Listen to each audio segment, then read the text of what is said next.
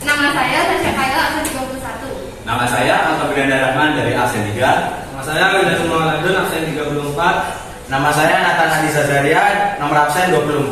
Nama saya Valencia Gabriela Barnani, absen 33. Saya Fatia Isana, absen 12.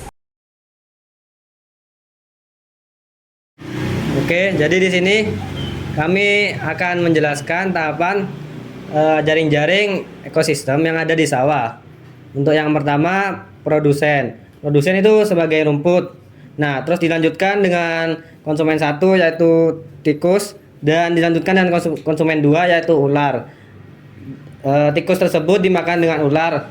Terus ular bertindak sebagai konsumen dua dan dilanjutkan dengan elang. Jadi ular tersebut dimakan dengan elang, yang di sini elang bertindak sebagai konsumen ketiga. Setelah itu elang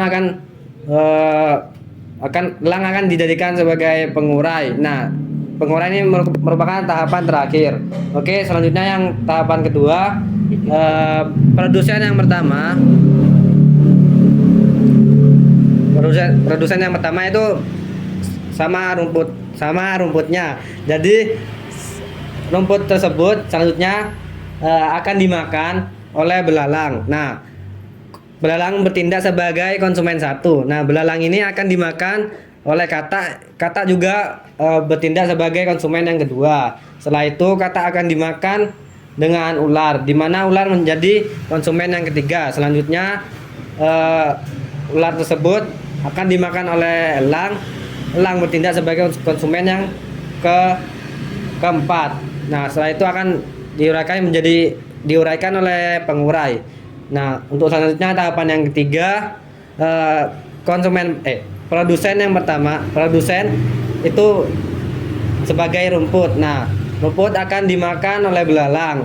Belalang bertindak sebagai konsumen pertama, dan selanjutnya akan dimakan oleh ayam sebagai konsumen kedua. Setelah itu ayam tersebut akan dimakan oleh elang sebagai konsumen ketiga, dan terakhir diuraikan dengan pengurai.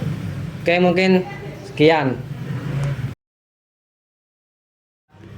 Nah, yang kedua ini ada daur nitrogen, di mana tahap pertamanya adalah fiksasi, yaitu mengubah nitrogen yang terdapat di udara menjadi amonia dibantu dengan bakteri diazotrof.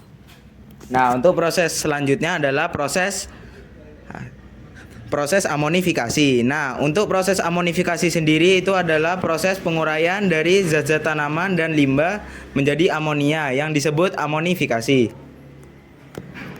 Tahapan selanjutnya ada tahapan nitrifikasi. Tahapan nitrifikasi merupakan konversi amonia menjadi nitrat. Tahapan ini dilakukan oleh bakteri hidup yaitu Nitrosomonas. Dan selanjutnya ada tahapan asimilasi. Proses asimilasi adalah saat semua tumbuhan memperoleh nitrogen yang berasal dari tanah melalui penyerapan akar dalam bentuk ion nitrat atau ion amonium. Dan tahapan selanjutnya. Nah, untuk tahapan terakhir adalah denitrifikasi. Nah, denitrifikasi merupakan sebuah proses reduksi nitrat yang berubah menjadi gas nitrogen inert, yaitu berukuran kecil dalam tahapan daur nitrogen. Nah, seperti ini bentuknya. Denitrifikasi ini dilakukan oleh bakteri seperti Clostridium pseudomonas. Jadi sekian dulu presentasi dari kelompok kami. Kurang lebihnya mohon maaf. Kami ucapkan wassalamualaikum Waalaikumsalam warahmatullahi wabarakatuh.